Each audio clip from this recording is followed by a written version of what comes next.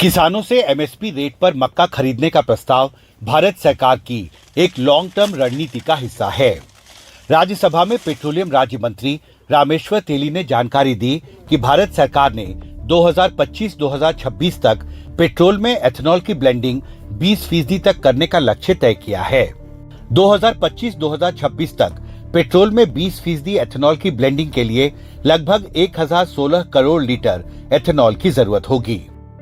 जाहिर है 20% एथेनॉल की ब्लेंडिंग से इतनी ही मात्रा में पेट्रोल की बचत संभव हो सकेगी।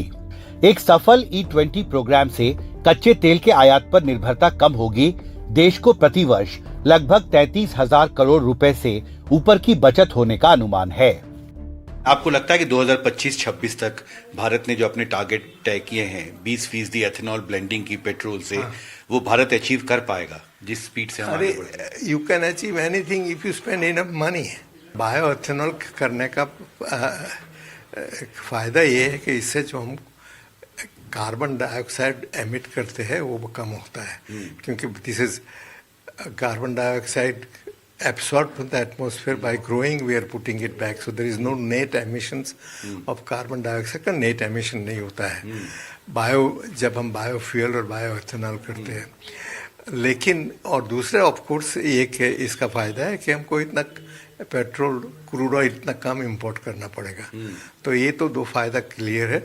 कॉस्ट भी देखना चाहिए, वो भी मैं कहता हूँ कि इसके पर जो सारी एग्रीकल्चर अर्थव्यवस्था पे जो असर होती, इसकी एक करने की जरूरत है। एनडीटीवी के साथ एक्सक्लूसिव इंटरव्यू में भारत के प्रमुख कृषि वैज्ञानिकों में से एक और भारतीय कृषि अनुसंधान परिषद, भारतीय कृषि अनुसंधान संस्थान के निदेशक डॉक्टर अशोक कुमार सिंह ने कहा कि इससे किसानों को भी फायदा होगा और भारत सरकार को भी।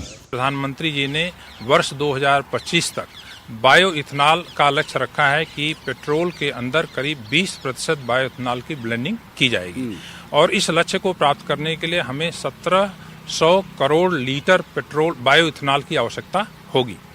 अभी फिलहाल हम करीब 947 करोड़ लीटर के आसपास बायो इथेनॉल पैदा कर रहे हैं, जिसमें 600 करोड़ लीटर जो है वो मोलेसिस के द्वारा आता है, सिरे के द्वारा आता है, और 300 करोड़ लीटर जो है वो दाने से आता है। मुख्य रूप से उसमें चावल है, लेकिन खाद्यान्न सुरक्षा को ध्यान में रखते हुए आगे आने वाले दिनों में हम चावल को बायो इथेनॉल के लिए प्रयोग में नहीं ला सकते हैं। जाहिर है मक्का देश में बायो इथेनॉल का प्रोडक्शन बढ़ाने की दिशा में बेहद अहम साबित हो सकता है, लेकिन इसे बढ़ावा देने के दौरान सरकार को इसके कृषि अर्थव्यवस्था पर पड़ने वाले असर को ध्यान में रखकर ही आगे बढ़ना होगा। दिल्ली से कैमरा पर्सन जेवियर के साथ हिमांशु शेखर, एनडीटीवी इंडिया।